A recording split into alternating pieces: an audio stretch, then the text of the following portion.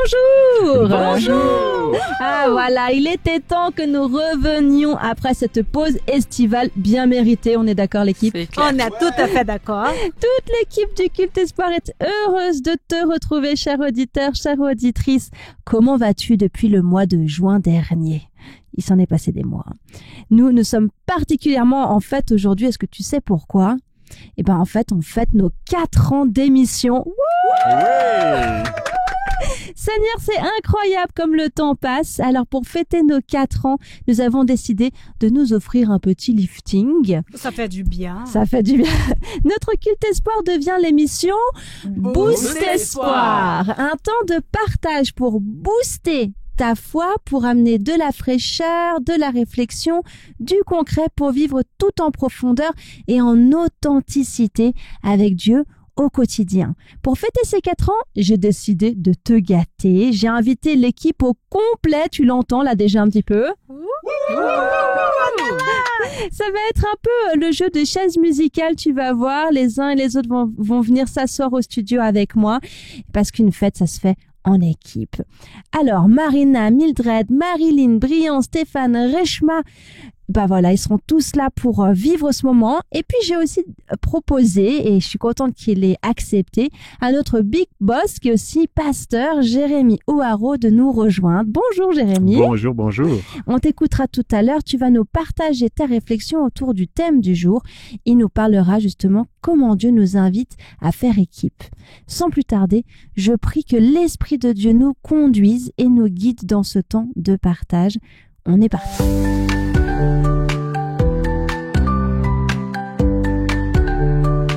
Reshma, comment le thème faire équipe a résonné dans ton vécu cette semaine ou dernièrement? Alors, avez-vous déjà eu l'impression qu'il vous fallait 10 bras ou au moins 3 versions de vous-même pour abattre toutes les tâches qui sont sur votre liste? Oui, c'est tout à fait actuellement. Oui, ça vous parle, je me reconnais très bien. En tout cas, moi aussi, ça m'a traversé l'esprit ces derniers jours au travail. Je travaille comme beaucoup d'entre vous, chères auditrices et chers auditeurs, en équipe. Pour diverses raisons, nous sommes en équipe réduite pendant un assez long moment. Aïe. Et je me retrouve avec d'importantes nouvelles responsabilités. Je ne vous raconte pas le coup de stress que ça m'a donné au début. Pourtant, cela m'a mieux permis de comprendre l'importance du travail d'équipe. Tout d'abord, je me suis dit, bon, Seigneur, tu m'aides parce que là, je vais pas y arriver toute seule. Et c'est toi qui diriges tout. Et j'ai vu une grande solidarité naître au sein de cette petite équipe. On s'est serré les coudes avec les collègues, on s'est aussi plaint ensemble, mais ensuite, on s'est mutuellement encouragés. On s'est partagé les tâches et on s'est soutenu quand il y a eu des moments où on avait commis des erreurs. On se dit souvent dans les réunions, we are one team. On est une seule équipe. Et ça m'a beaucoup fait penser à ce que dit Romains 12, verset 5. Ainsi, nous qui sommes plusieurs, nous formons un seul corps en Christ. Et nous sommes tous les membres les uns des autres. Bon, Dieu ne nous donne peut-être pas 10 bras pour tout faire par nous-mêmes, mais il nous enseigne à travailler en équipe et à être interdépendants. C'est-à-dire, comme chaque membre du corps est unique et différent dans son but, il dépend quand même des autres membres pour le bon fonctionnement du corps en entier. Et cela, toujours avec Jésus à la tête. Amen. Moi, ça me fait vraiment penser aussi à une situation actuellement où je dois travailler en équipe. Et clairement, je disais ça encore hier avec une des membres de l'équipe, si je ne fais pas équipe, on va pas y arriver. C'est ça. Et vraiment, le fait de pouvoir trouver, je trouve ça beau que tu aies pu trouver avec ton équipe, comment vous encourager, vous entraider pour réussir à atteindre ces objectifs. Ça a l'air compliqué. Gloire à Dieu. Merci Seigneur. Puis merci pour ce partage. Avec plaisir.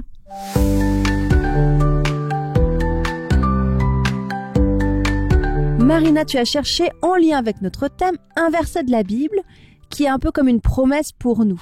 Oui, c'est exactement ça. C'est vrai qu'il existe de multiples sortes de promesses dans la Bible, des paroles de Dieu qui vont servir à encourager ta vie, à encourager notre vie. Et voici une promesse toute spéciale pour toi aujourd'hui. Genèse chapitre 2, verset 18. « Il n'est pas bon que l'homme soit seul, je lui ferai une aide semblable à lui. Alors ça commence déjà au 2e chapitre de la Bible. Dieu sait que l'homme n'est pas fait pour être seul. Alors il va donner une femme et voilà que le tout premier couple de la Bible, Adam et Ève, voit le jour. Premier couple et premier exercice du travail en équipe. Aujourd'hui encore, je crois qu'on cherche des soutiens, des personnes qui puissent faire un petit bout de chemin avec nous. On cherche un vis-à-vis, quelqu'un avec qui exister finalement. Et moi, je crois que je fais confiance à Dieu pour nous trouver encore et tout au long de notre vie, ces personnes qui vont nous accompagner dans notre quotidien. Dieu va continuer à nous faire bénéficier d'une aide et d'un vis-à-vis. C'est la même chose pour toi. Donc, c'est une promesse pour les couples, mais pas seulement. Pas seulement. Je crois que ça commence par 2 et puis ça peut se multiplier. Oui, on a des partenaires tout le long de la vie.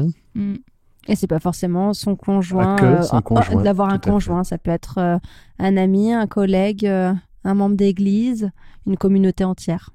fait. Merci.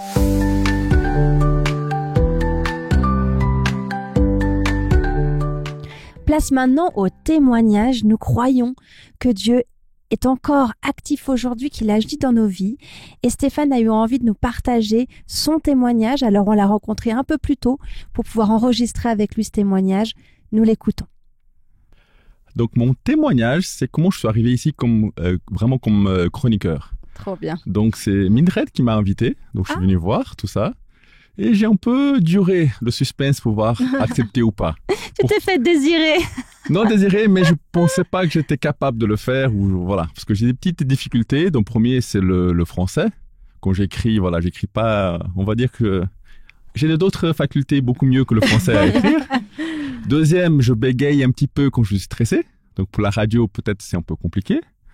Je parle très vite, donc j'articule pas très bien. Donc pour la radio. Bon, ça suffit de parler de défauts, non? Voilà, mais j'ai mis beaucoup d'efforts avant d'accepter. J'ai l'autre aussi. En fait, il aurait pas fallu te choisir, pardon. Pour moi, je semblais que non. Et encore, pour finaliser, je suis dyslexique. Donc des mots très grands ou des sons, j'arrive pas à le dire. Donc plus de 4 syllabes, j'arrive pas à le dire. Donc voilà, c'était compliqué. Donc j'ai mis tous ces obstacles, pas accepter. Mais chaque fois, je voulais vraiment dire non. Et Dieu a dit, vas-y. Donc je veux dire non, je vais appeler Mildred pour dire non. Et j'écoutais un culte qui disait, faut accepter quand Dieu t'appelle. Je voulais dire non chaque fois que je voulais dire non. Tu recevais un message. Un message de Dieu, je veux dire oui. Donc j'ai dit, vas-y, on y va. Obéi. Et j'ai obéi. Ah, c'est beau, c'est beau. Et là, c'était que quand je suis arrivé, on dirait que vraiment, je faisais partie de l'équipe. Donc il n'y avait pas cette adaptation. C'est direct. Mildred a dit, voici le culte, voici tes chroniques. Tu peux préparer ça. J'ai dit, voilà, ok, on y va. J'écris le premier. Et Amandine, ouais, si t'arrives un peu changer un peu la chronique, parce que c'était pas tout à fait ça, il n'y a pas de souci. Donc l'équipe vraiment m'a aidé. Tu t'es senti accepté. Ah oui, complètement. Et sans jugement. Parce que voilà, j'ai des petites difficultés. Au niveau orthographe, l'équipe m'a beaucoup aidé à recréer mes chroniques pour être mieux en français, pour mieux parler, parce que peut-être c'est ça un peu le différent. travail d'équipe. Hein. Donc ça m'a aidé. Ça m'a aidé aussi pour vraiment partager ma foi en français. Parce que je suis d'origine brésilienne, je viens d'une église qui parle portugais, donc mon vocabulaire c'était portugais, pas français.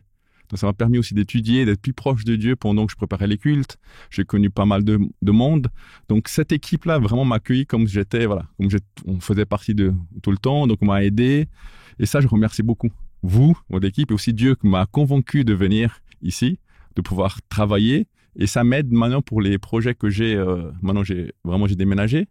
Je suis plus dans le milieu francophone.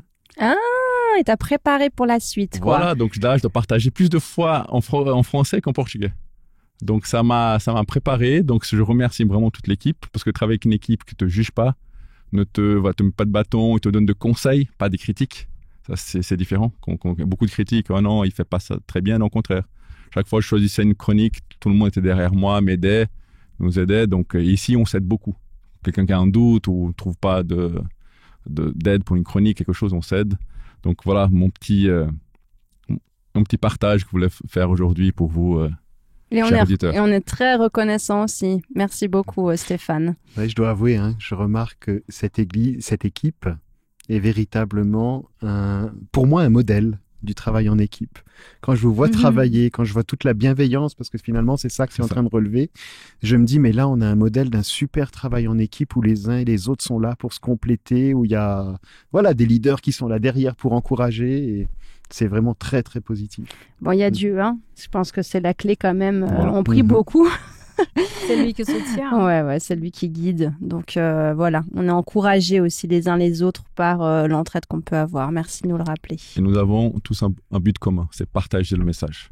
Et ça, quand tu as un but commun, que tout le monde avance en même direction, je pense qu'Aide aussi et Dieu nous guide, comme on a eu de plusieurs enregistrements, chacun fait sa chronique, et donc où toutes les chroniques S'embriquent. Il y a un lien s'imbrique, Ouais.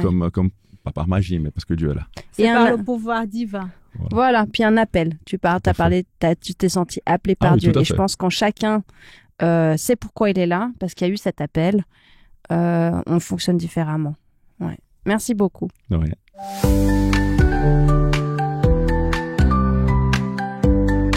Alors, il est temps maintenant de pouvoir écouter ta réflexion, Jérémy. On sait que dans la Bible, il y a des exemples de travail en équipe, lesquels tu as choisis. Alors, je vais vous parler d'un travail en équipe qui, pour moi, a été un tour de force. Là, on vient d'entendre le témoignage de Stéphane et on voit le bel esprit d'équipe qu'il y a ici régulièrement dans le studio et tout au long, surtout pendant toute la préparation de ces émissions. Mais c'est pas toujours si simple. Et là, je voudrais vous parler de la façon dont le Christ, Jésus lui-même, quand il est venu sur terre, a constitué une équipe. Donc, vous voyez de quelle équipe je parle. Les 12 bien sûr. disciples. Les 12 Son disciples. groupe très proche. Ah, bah alors là, c'est les gens parfaits qu'il fallait réunir pour faire une superbe équipe. Alors, je crois pas que ce soit le cas. C'est pas la vraiment, bonne pas Bible, vraiment. là. Non, c'est vrai, quand on prend la liste des 12, hein, on nous parle d'abord de Simon-Pierre, donc qui est un fils de pêcheur, qui est impulsif. On suppose même, parce que ce que je vais vous présenter là, c'est aussi des suppositions qu'on peut se faire par rapport à ces 12 disciples avec les quelques éléments qu'on a. On a vraiment juste quelques petits éléments, mais ça nous donne quand même quelques pistes pour savoir le défi qu'il y avait. Pierre était probablement un révolutionnaire, quelqu'un de très réactif, on voit, quelqu'un de très impulsif, quelqu'un qui sait manier l'épée, on le voit manier l'épée pendant Oui, à un moment donné, oui, c'est tout juste. à fait, il coupe Arrestation, soldat. l'oreille L'oreille, d'une personne, donc il est habile avec son épée. Il y a André, son frère, qui est, lui, plutôt un homme de contact. On le voit en train d'entrer en contact avec les uns et les autres, même avec les enfants. Et donc, voilà, un homme de contact, parfait. On a Jacques et son frère Jean d'ailleurs. Est-ce que vous vous souvenez comment est-ce qu'on les appelle? Les fils du tonnerre. Les fils du tonnerre. C'est pour parler de leur caractère Explosif, impétueux. quoi. Voilà, c'était vraiment... ils n'hésitaient pas à demander à Jésus de faire tomber le feu du ciel ou voilà, il fallait que ça avance, et si ça avançait pas comme il voulait, il fallait que ça explose. Et donc on a Jacques, le grand frère, qu'on appelle Jacques le majeur d'ailleurs. On pense, quand on a les quelques petits éléments, on voit que lui avait vraiment l'esprit un peu dominateur quand même, hein, ce Jacques. On voit qu'il domine sur son frère. On a Jean, le petit frère. On dit que c'est le bien-aimé de Jésus. C'est comme ça qu'il se présente dans son évangile. Il affectionnait sa relation avec Jésus, quoi. Tout à fait. Un Malgré autre son tempérament. caractère tempétueux, hein, voilà, fils du tonnerre, il avait quand même un lien très affectif avec Jésus. Et puis on en a d'autres comme Philippe qui est très pragmatique, Barthélemy, on a l'impression que c'est un homme qui a pas mal souffert. Thomas. Ah, Thomas, ça vous parle? Celui qui on doute. parle très peu de lui, mais généralement on se souvient de lui. Ah, il est connu universellement. Voilà, tout à clairement. fait. Donc Thomas qui l'incrédule, Il a besoin qui de veut- voir pour qui croire. veut voir, qui veut toucher pour pouvoir pour croire. Et on a ensuite un traître. Judas. Et ben je pense à un autre. Ah. Aux yeux des autres, eh bien Ah, un Matthieu. collecteur de taxes. Ah, Et oui, le Matthieu. collecteur de taxes à cette époque-là, c'était le traître. Matthieu, qui était juif, venait ramasser les taxes de son peuple pour les donner Aux à- ennemis. travaillait aux avec les ennemis, aux ennemis. dominateurs qui étaient là. Et c'était vraiment un métier qui était méprisé à l'époque. Et on a donc, au contraire, un zélote, Simon. un activiste, un opposé aux Romains, quelqu'un qui était là et qui s'était formé pour faire la guerre contre les Romains dès que l'occasion se présentait. Donc là, on voit vraiment les deux opposés. Et puis on en a d'autres comme Thaddée, comme Jude, comme un autre Jacques, Judas qui va trahir Jésus. Superbe équipe. On est d'accord ? Défiant, hein. On se demande pourquoi Jésus les a choisis comme ça. Hein. On n'aurait Des pas activistes. trop envie de travailler Oui. avec eux. Mais... Des activistes, des traîtres, des incrédules, des personnalités fortes qui veulent faire descendre le feu du ciel. Et quelle est leur mission ? Proclamer un message de paix, d'amour et de foi. Waouh. Alors Jésus n'a Gros pas choisi challenge. la bonne équipe, on pourrait dire, et pourtant ils vont réussir. D'ailleurs, à un moment donné, pendant son ministère, Jésus va appeler les 12 et va les envoyer 2 par 2. Et quand le texte nous dit, ils partirent, proclamèrent qu'il fallait changer radicalement. Ils chassaient beaucoup de démons, faisaient des applications d'huile et beaucoup de malades les guérissaient. Et ensuite, ceux-ci vont revenir vers Jésus. Cette équipe de choc va réussir à accomplir des exploits incroyables en bossant ensemble. Jésus il savait ce qu'il faisait. Ça a marché. Mais alors du coup, est-ce que tu aurais un autre exemple encore à nous donner ? Alors, je peux prendre très rapidement l'exemple de Paul.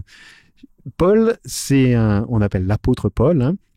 C'est lui qui a écrit une très grande partie du Nouveau Testament, la plupart des lettres. La majorité des lettres ont été écrites par lui et il a implanté des églises un peu partout. En Asie, en Turquie, en Europe. Il a beaucoup voyagé, implanté énormément d'églises. Et on pourrait se dire, la personnalité d'un homme comme celui-là, c'est qu'un fonceur, etc. Mais on remarque qu'il a toujours eu des collaborateurs avec lui. Et Paul aimait vraiment le travail en équipe. Il ne travaillait pas seul. Il ne travaillait pas seul, il a toujours eu des collaborateurs avec lui. Et d'ailleurs, à un moment donné, il va en écrire à Timothée, dans sa 2e lettre, au chapitre 4. Il lui écrit « Efforce-toi de venir me rejoindre bientôt, car Démas m'a abandonné, parce qu'il est trop attaché au monde présent. Il est parti pour Thessalonique. Crescens s'est rendu en Galatie et Tite en Dalmatie. Luc seul est avec moi. Amène Marc avec toi, car il pourrait me rendre service. » Qu'est-ce qu'il est en train de faire là, Paul ? Il est en train de dire « je suis tout seul ». Alors qu'il a quelqu'un, c'est pas n'importe qui, il a Luc qui est avec lui. Mais il se sent seul à ce moment-là et il a besoin d'avoir encore du renfort et on voit que c'est quelqu'un qui aimait véritablement travailler avec des collaborateurs. Mais alors du coup, là on comprend que la Bible nous invite, Dieu nous invite, Jésus nous invite, et puis toi, à travers ce message, à travailler en équipe, à faire équipe. Pas toujours évident de travailler en équipe. C'est quoi la clé finalement ? Alors, je sais pas s'il y a une clé, mais c'est vrai que pour moi, il y a un conseil dans la Bible, d'ailleurs, qui est écrit par Paul, un conseil que Paul a écrit dans la lettre qu'il écrit aux Romains, qui me semble très important et essentiel pour cela. Et je vous lis le texte. C'est dans Romains au chapitre 12, à partir du verset 3. « À cause du don que Dieu m'a accordé dans sa bonté, je le dis à chacun d'entre vous. » Alors écoutez bien. « Ne vous prenez pas pour plus que vous n'êtes. Et ayez une idée juste de vous-même, chacun selon la part de foi que Dieu lui a donnée. » Ça remet le cadre. Ça met le cadre. C'est-à-dire Paul est en train de dire, contentez-vous de vos forces, de ce que Dieu vous a donné. Et là, il parle d'une part de foi, parce qu'on est dans le domaine de la foi. Dieu a donné à chacun un potentiel particulier, et c'est là-dessus qu'il doit se concentrer, pas se penser compétent dans plein de domaines. Donc une équipe, c'est une équipe où chacun sait sa place, là où il est envoyé, là où il a son don. Alors c'est vrai que ça nécessite ça, c'est de prendre le temps de se connaître, de savoir quel est mon don. On peut penser qu'on a plein de dons, ou on peut penser qu'on a très peu de dons, mais qu'on puisse avoir un regard lucide sur nous-mêmes. Alors là, l'avertissement que Paul est en train de donner là, c'est n'ayez pas un regard trop élevé sur vous-même. Regardez qui vous êtes véritablement et de quoi vous êtes doué, doté pour pouvoir accomplir une œuvre dans un travail en équipe. Et je lis la suite. Nous avons un seul corps, mais il y a plusieurs parties qui ont toutes des fonctions différentes. Et le texte que Reshma nous a lu tout à l'heure, de même, bien que nous soyons nombreux, nous formons un seul corps en union avec le Christ. Nous sommes tous unis les uns aux autres comme les parties d'un même corps. Et après, il donne des exemples concrets. Nous avons des dons différents à utiliser selon ce que Dieu a accordé gratuitement à chacun. L'un de nous a-t-il le don de transmettre des messages de la part de Dieu? Qu'il le fasse selon la foi. Un autre le don de servir, qu'il serve. Quelqu'un a le don d'enseigner, qu'il enseigne. Quelqu'un a le don d'encourager les autres, qu'il encourage, etc. Il est en train de dire là, chacun a un don particulier et il doit se concentrer sur le don qu'il a reçu. Et mes amis, pour vivre cela, eh bien, il faut apprendre à faire confiance. Faire confiance à Dieu qui a donné des dons aux personnes autour de nous. Et on voit que c'est pas que dans le milieu de l'Église. On parlait tout à l'heure avec des collègues, c'est la même chose. Faire confiance que les autres personnes autour de nous ont des dons et que nous, on a un don particulier et c'est là-dessus qu'on doit travailler.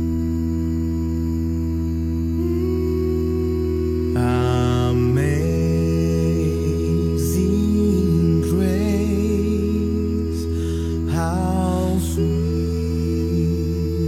the sound that saved a wretch like me. I once was lost, but now I'm found. Was blind, but now I see. En los peligros, aflicción que yo he tenido aquí, su gracia siempre me libró y me guiará feliz. My chains are gone, I've been set free. My God, my Savior has ransomed me. And like a flood, His mercy, amazing grace, amazing love, amazing grace.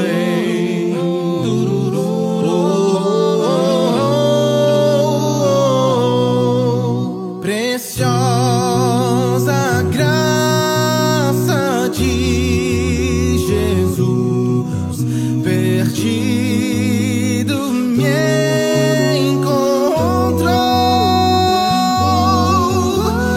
estando cego me fez ver, da morte me livrou.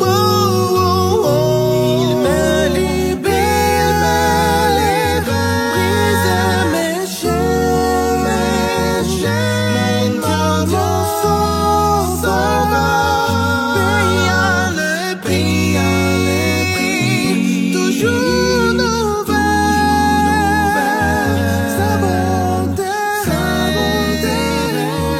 amour immense, grâce infinie.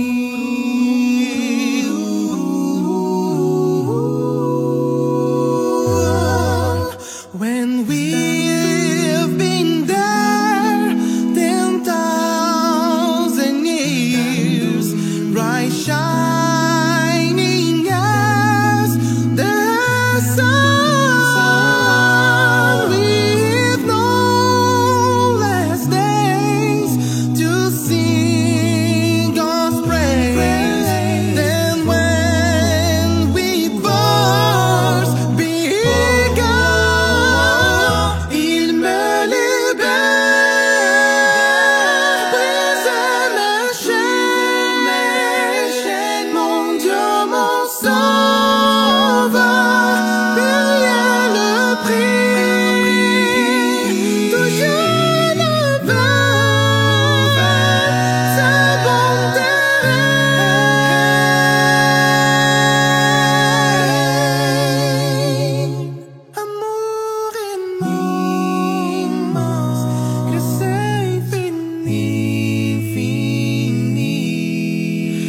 I once was lost, but now I'm found. Was blind, but now I see.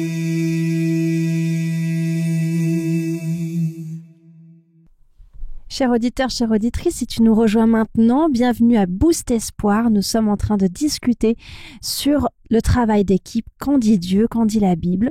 Nous venons d'écouter Jérémie O'Haraud et maintenant, je me tourne vers mes amis chroniqueurs et chroniqueuses. Alors, du coup, à chaud, là, vos réactions? Je trouvais très intéressant que Dieu s'inquiète de notre bien-être. Jésus nous a montré l'exemple en formant ce groupe, en appelant des gens et après, il les envoyait 2 par 2 et ça aussi. Nous, à nous de retirer une leçon là-dedans, de dire que l'importance de travailler en équipe, de faire des efforts aussi pour bien s'entendre. Moi, j'ai trouvé interpellant aussi quand tu disais qu'il faut apprendre à bien se connaître et savoir un petit peu le potentiel qu'on peut avoir en chacun de nous. Et je pense qu'il y a aussi peut-être plein de gens qui ne savent pas quels sont leurs dons. Et le fait de faire équipe peut aider aussi, à travers le regard de l'autre, de pouvoir observer et de pouvoir voir finalement, moi, je vois ça en toi. Là, je vois plus du courage. Là, je vois plus de la compassion que finalement, moi, j'aurais peut-être pas su. Donc, l'idée de l'équipe, là, ça m'a vraiment fait tilt et ça m'a interpellé. Vraiment. Ça aide à découvrir les dons des uns des autres. Tout à fait, ouais. Moi, ça me fait, là, en vous écoutant, ça me faisait penser, tu parlais à un moment d'ego aussi, que Paul, il invite aussi à pas, c'était Paul ou c'était Dieu, je sais plus, quand il dit, voilà, sachez ce que vous avez, puis là où vous avez besoin, voilà. Et puis je me dis, des fois, on a l'impression qu'on a besoin de personne. T'évoquais, ça me fait penser à ceux qui ont un projet, puis ils ont envie de tout mener et puis tout gérer parce qu'ils veulent que ça soit fait comme eux, où ils pensent qu'ils peuvent tout faire eux. Et puis à un moment donné, justement, travailler en équipe nous permet de réaliser que peut-être qu'on a besoin des autres. Et je me dis, si Jésus nous fait travailler en équipe, c'est peut-être parce qu'il veut aussi qu'on apprenne qu'on a besoin des autres, mais aussi qu'on a besoin de lui, en fait. Oui, c'est parce qu'on a envie que le projet aboutisse comme on l'a à l'esprit. Or, on voit déjà pour les 12, personne n'avait compris le projet, hein. Et pourtant, ils étaient tous embarqués dedans. Et c'est vrai qu'il faut qu'on puisse lâcher prise et se dire, moi, je tiens une part du projet, mais je tiens pas l'ensemble du projet. J'ai vraiment besoin des autres. C'est la richesse d'être complémentaire. Ouais, ouais. Là où je suis pas très forte, peut-être toi, tu vas combler ça et c'est comme ça qu'on se complète chaque jour. J'ai trouvé aussi très intéressant à ce moment-là quand tu as parlé sur l'arrogance, en fait, de quelqu'un qui se croit beaucoup trop autosuffisant, important. Mais en même temps, il faut pas non plus se sous-estimer. Avoir un équilibre. Je connais mes talents, je sais ce que je vaux, je sais ce que je sais faire, mais je reconnais aussi que ce n'est pas moi tout seul. C'est ça. Avoir cette confiance finalement. Puis bon, j'ai l'impression que pour pouvoir aussi avoir une équipe qui fonctionne, là, si on reprend les disciples, ils aimaient tous Jésus. Donc, ils avaient tous envie aussi de pouvoir répondre à l'appel de Jésus. Et donc, du coup, comme ils avaient cette vision commune, cet amour commun, ça les a tenus ensemble aussi. Et je pense que dans une équipe, et là, si on parle de notre vécu de croyant, c'est finalement pourquoi Dieu il m'a appelé à tel endroit. Est-ce que j'ai entendu cet appel? Est-ce que je le comprends? Même si je comprends pas tout, d'ailleurs, parce que c'est ok si on comprend pas tout. Est-ce que je lui fais confiance? On comprend jamais tout de toute manière. Clairement. Mais après, du coup, ça va pouvoir me motiver pour pouvoir tenir bon. Puis un autre truc que je me disais, alors tu l'as pas évoqué, mais je pensais à cette équipe de disciples avec Jésus. Il y avait des moments où ils partaient à 2 ou avec Jésus pour évangéliser. Puis il y avait des moments où ils avaient besoin de repos en équipe, où Jésus les faisait manger ensemble, où ils prenaient des temps ensemble. Et je pense que c'est aussi une des clés pour moi, pour une équipe qui est saine. C'est une équipe qui prend du temps aussi de repos ensemble, qui prend des temps de partage et puis qui remettent Jésus au centre. On voit que les moments qui ont bien marché, c'est aussi les moments où le cap était clair. La vision La était vision claire. était là. Là, le texte qu'on a lu, Jésus les a envoyés 2 par 2 pour accomplir telle mission, chasser les esprits, guérir des gens, parler de sa parole. La mission était claire. Quand Jésus va s'en aller aussi, la mission va être très claire. Allez, soyez mes témoins et je vais vous donner une puissance pour cela. Et on a besoin d'une vision claire pour pouvoir, malgré nos différences, avancer dans une même direction. Et après, sûrement, une fois qu'ils ont vu tout ça, tous ces miracles, des gens qui étaient guéris, des gens qui acceptaient Jésus et commençaient à le suivre, tout cela les boostait. Tout cela donnait envie de continuer à accomplir cette mission parce qu'ils étaient tous focalisés sur ils avaient tous la même vision.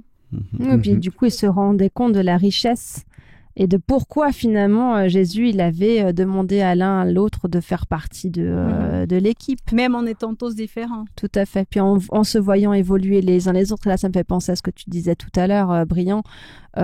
Si on peut être dans une équipe, après ça on l'a pas vu dans le texte biblique, mais Jésus il a montré l'exemple en ayant des mots bienveillants et puis en ayant un regard qui pousse vers le haut les uns les autres, quoi. C'est sûr. Il aurait pu tout faire tout seul. Hein. Il avait assez de pouvoir Je pour pense ça. que oui. Mais en fait, non. Et Jésus le dit, hein. Quand il sera plus là, vous ferez des choses encore plus... Jésus dit, quand je ne serai plus là, je vais vous envoyer Le l'Esprit Saint consolateur. et vous le consolateur, et vous ferez des choses encore plus grandes que celles que vous avez faites. C'est-à-dire que, et ça c'est quelque chose de très surprenant dans la Bible, hein, Dieu se présente, et je pense que c'est réel, comme ayant besoin de nous pour accomplir son œuvre. Parce qu'il est trop gentil, hein, Jésus. C'est une preuve d'amour énorme. Oui, et puis je veux dire, il a besoin de nous pour nous attirer les uns les autres. Et ouais, pour moi, c'est un mystère, hein, mais je le vois vraiment comme Dieu. En tout cas, Dieu se présente comme ça dans la Bible. Merci beaucoup. Et toi, cher auditeur, chère auditrice, qu'est-ce que tu en penses? Marilyn, nous avons maintenant une chronique surprise. Tu as été libre de choisir de parler de tout ce que tu voulais. Bon, en lien avec la thématique quand même. Alors, de quoi vas-tu nous parler? Alors, pour cette chronique surprise, eh bien, j'ai envie de te proposer un film. Yes. Il y en a un qui m'a sauté à la mémoire avec ce thème, Facing the Giants. Ouh là Il est là, cool, mais c'est celui-là. un vieux film, ça. Oui, de 2006, tourné par Providence Films et puis réalisé par les frères Kendricks. Ils ont d'ailleurs fait plusieurs films que peut-être plus récemment vous avez pu regarder, Courageous Overcomer. Enfin voilà. Alors c'est un film qui existe en version française, espagnole, portugaise, thaï, avec sous-titres en chinois. Ok, alors on va pouvoir tout réviser, toutes nos langues. Si jamais. C'est ça. Donc pas d'excuses hein, pour regarder ce beau film qui est un film de fiction inspiré de faits réels. L'histoire principale tourne autour du sport. On suit le parcours de Grant Taylor, un coach de football américain dans l'université chrétienne de Shiloh. Malheureusement, leur équipe de football ne cesse de perdre depuis 6 saisons, donc il faut prendre des mesures. Et d'autant que dans d'autres domaines de sa vie, le coach a également des soucis. Alors ceci va impliquer de donner le meilleur de soi pour Dieu et qu'importe le résultat. Ouh, attends. Redis cette phrase-là. Alors, Vas-y. ceci implique de donner le meilleur de soi pour Dieu, qu'importe le résultat. Qu'importe le résultat. Donc même si c'est pas Même comme s'ils perdent, ils louent. D'accord. S'ils gagnent, ils louent. D'accord. Waouh. Mais ça va avoir un impact sur la mentalité de l'équipe et sur les principes qui vont colorer du coup plusieurs des expériences fortes qui traverseront ce film. Et on voit bien la transformation que la confiance en Dieu va avoir sur l'attitude de l'équipe, sur la vie de famille et sur d'autres domaines encore. Et puis, le titre, il est aussi intéressant. Facing the Giants, ça veut dire faire face aux géants. Et ce n'est pas anodin. Parce que ça me faisait penser que, en fait, que ce soit face à une équipe de foot ou une équipe de sport ou peut-être par rapport à la peur ou par rapport à des défis dans nos vies, qu'elles soient professionnelles, relationnelles, familiales, avoir du soutien et ne pas affronter ces défis tout seul, eh bien, c'est précieux et ça aide à remporter des victoires. Même si certaines des batailles sont à mener individuellement, c'est important de pouvoir être entouré en équipe. Alors, si tu es en mal de motivation, avec Facing the Giants, tu seras servi par une bonne dose de scènes d'encouragement, de persévérance, de collaboration au milieu de circonstances difficiles. Et puis, comme ça, on peut repartir plus fort dans les défis de nos vies quotidiennes Et ça aussi, ça continue de nous faire réfléchir à nos collaborations, nos vies d'équipe. Top, merci pour cette recommandation pour une petite soirée film alors. Oui, c'est vrai que ce qui est beau, c'est que même si c'est pas dans le milieu de l'église ou quoi, de faire équipe avec Dieu, eh ben on est toujours gagnant finalement, à long terme. C'est ça, pas forcément la victoire qu'on imaginait au début, mais une victoire bien plus belle, si j'ai bien compris.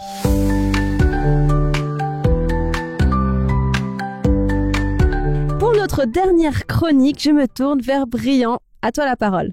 Yes, merci. Alors, tu t'en doutes bien, toi qui nous regardes ou qui nous écoutes, on va mettre tout ça en action. Et oui, on ne perd pas les bonnes habitudes. Cette chronique action est un challenge, une proposition pour booster de façon concrète ta relation avec Dieu et les autres. Cette semaine, je t'invite à faire équipe avec Dieu chaque jour. Alors, exemple 1. Invite Dieu à être présent dans toutes tes décisions. Note dans un petit journal 3 décisions, ou alors tu prends ton téléphone portable, notamment si elles sont importantes. 3 décisions que tu devras prendre cette semaine. Ça peut être personnel, spirituel ou bien professionnel. Prends le temps de prier pour chacune de ces décisions en demandant à Dieu sa sagesse et sa direction. Exemple 2. Sois attentif à la manière dont Dieu répond. Toute la journée, sois attentif à toutes sortes de signes que Dieu pourrait t'envoyer pour te guider. Cela peut être à travers une conversation, ou alors ça peut être un verset qui revient plusieurs fois, ou bien un ressenti intérieur, etc. Note ces moments dans ton journal, dans ton téléphone, pour voir si Dieu te montre une direction spécifique. Sois attentif. Que chaque action de ta collaboration avec Dieu soit minutieusement déposée à ses pieds. Sois béni dans l'accomplissement de cette action. Chers auditeurs, chères auditrices, que tu nous regardes sur YouTube ou que tu nous entendes sur les ondes de Hope Radio, je te remercie d'avoir partagé ce temps avec nous. Merci à tous mes amis chroniqueurs et chroniqueuses qui sont venus pour fêter ces 4 ans ensemble. Merci Jérémy aussi pour ton partage, pour tes réflexions, pour cet encouragement à explorer comment on peut faire équipe avec le regard que Dieu porte sur cela. Je prie que ce que nous avons pu partager puisse mûrir dans notre cœur, dans notre tête, que nous puissions aller encore plus loin et faire un pas de foi avec Dieu un peu plus chaque jour. Sois béni, auditeurs, auditrices, et rendez-vous la semaine prochaine. Bye!